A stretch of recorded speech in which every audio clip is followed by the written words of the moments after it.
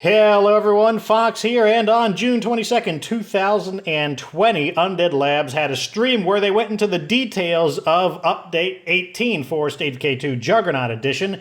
The update has two big things in it, the Plunder Pack DLC and the Green Zone update. I'm going to tackle both of those issues, but in separate videos. So in this video, we're going to talk about the Plunder Pack. And what this pack is an update for the Bounty Broker. The theme is actually another video game called Sea of Thieves. Apparently the background is that the guys who make Sea of Thieves made a State of Decay themed update for their game, Sea of Thieves, so Undead Labs is returning the favor and making a Sea of Thieves themed update for State of Decay 2.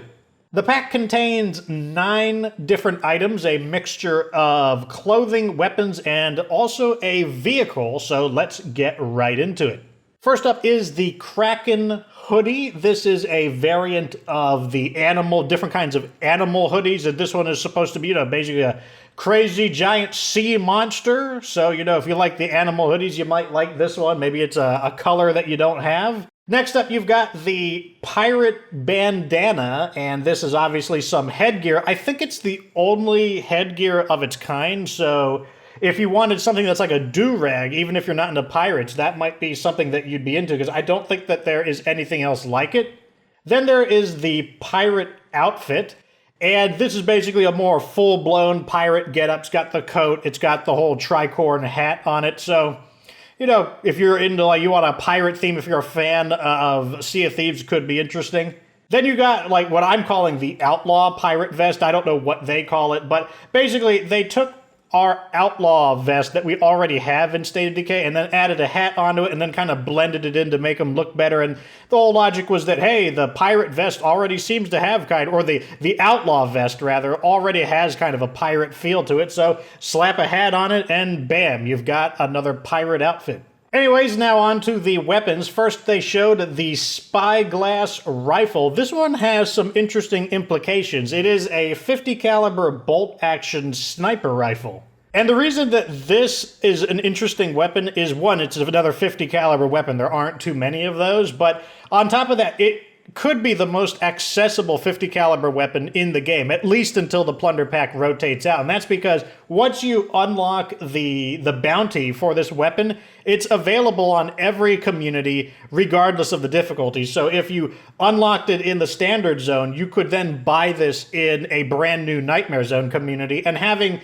access to 50 caliber sniper rifles, that's really, really good. I mean, it'll depend a little bit on the price point. As long as the price is somewhere between 1,000 and 2,000 influence, maybe even more, that could still be worth it. And I know it's going to be good just because the other bolt-action sniper rifles are good. The Timberwolf is good. The M9950 is good. So even though it won't be as good as the B50FG for defending your base, you'll want to put this on your allies because they have infinite ammo, just the option to have access to regular supplies of 50 caliber rifles, that could actually be a really big deal. Next up, we've got the Bilge Rat Shovel, and I want to say I didn't see the stats for any of these weapons, so I'm just going by what they said of the weapons, and so because I haven't seen the stats, I can't tell you how good this weapon is going to be. All I know is that it's a blunt weapon, so if you want another blunt weapon and it's a shovel, I guess there's the trench tool, there's a bladed shovel, there's a heavy weapon shovel, and now you've got a regular blunt weapons shovel. It's not a heavy weapon, though. I do want to point that out. Then we got the Dead Man's Cutlass, and once again, I don't know what the stats are, so it could be a great weapon, or it could be a bad weapon, could be a mediocre weapon, but it is a bladed weapon, and apparently it's notable for having, I think the handle glows, has glowing energy on it or something, but other than that, I can't really comment on it because I haven't seen the stats on it. And finally, they've got the blunderbuss, and it is a shotgun. It appears to be a pump-action shotgun, and it looks like it has pretty mean kickback, so that would imply it's a pretty strong weapon, but the problem is that the shotguns are already really high-powered. How much more high-powered can the shotguns get? And without being able to see the stats, I can't see, can you put a choke on it, for example? So all I can do is tell you that there is this thing called the blunderbuss shotgun. And finally, we've got the Megalodon, which is a vehicle that I believe you also can obtain through the Bounty Broker. So that means this vehicle should be repeatable. You should be able to call multiple copies of it in if you need to. And, I mean, the vehicle does look pretty cool. It's got this kind of like vaporwave or outrun kind of like retro style color scheme with the purple going into darker shades of purple. I think it looks pretty cool, and it's a really, really fast vehicle, so it could actually be pretty handy to be able to call in what I'd call like a dispatch vehicle, something that you just need to go like, oh, a mission occurred on the other side of the map, then driving out on the fastest vehicle. Just having the fastest kind of vehicle on demand could actually be useful.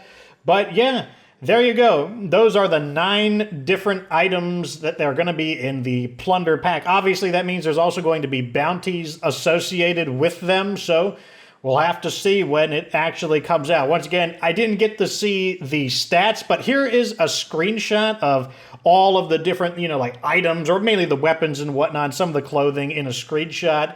And yeah, there you go. So that's the Plunder Pack. That is one part of Update 18. Let me know what you think down in the comment section. Are you a Sea of Thieves player as well? What do you think about this? Also, who did it better, if you have an opinion on it? Was the Sea of Thieves tribute to State of Decay 2 better, or is the State of Decay 2 tribute to Sea of Thieves better? Or, maybe you don't care, maybe you can't decide. Let me know what you think down in the comment section. At any rate, that's what I think.